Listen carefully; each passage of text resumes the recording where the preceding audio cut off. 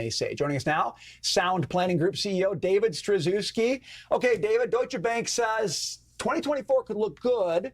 You've got a less rosy view of next year. What are the disagreements you have with how Deutsche Bank's looking at the year? Well, great to be with you guys. And so I think Deutsche Bank's kind of smoking hopium here. I don't understand how the American consumer today, who is at record high credit card debt, with 23% average APRs, how are they going to be continuing the 70% of our entire GDP? 12% GDP, the expectation is.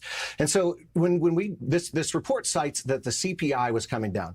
Well, if you look at CPI in just a year over year, yeah, it was only 3.2. But if you look at it over the last 2 years, it was 7.7 the year previous. The cumulative effect of CPI is what the bottom line is. So you think consumers are going to run out of gas next year in a big way? Big time. And I think that banks are also running out of gas in a real big way right now. You know, we look at the liquidity inside of banks today. The banking sector right now is losing money to the Treasury. They can't compete with those rates. The FDIC limits are to 250 versus unlimited.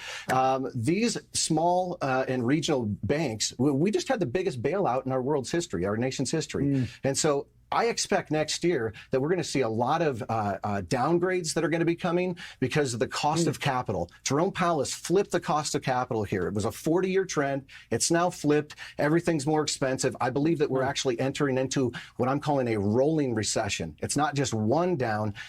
All sectors of our economy are going to be affected by the fact that credit has gotten much more expensive. It's much more difficult to metabolize. So if that's what you're expecting to see next year, what are you expecting in the short term? Do you think Powell is done with rate hikes? Do you expect there to be cuts coming sooner rather than later? What do you project there? So Powell's definitely done.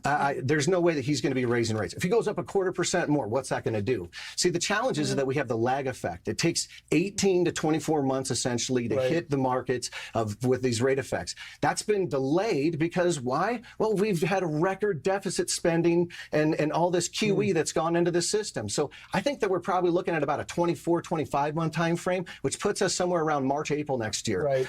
You know, another really big one to understand is the leading economic indicators came out last week. Very important to understand because what they have signaled is that every time that they go negative, about 22 months later, that we have a recession. Well, we are literally 20 months right now. So we've forgotten the leg. It's the leg, and we've just lost sight of it, and it's going to come to bite in 2024. Got it, David. Great analysis. Thanks for being with us on Thank you very much. Appreciate it. Appreciate you. All right.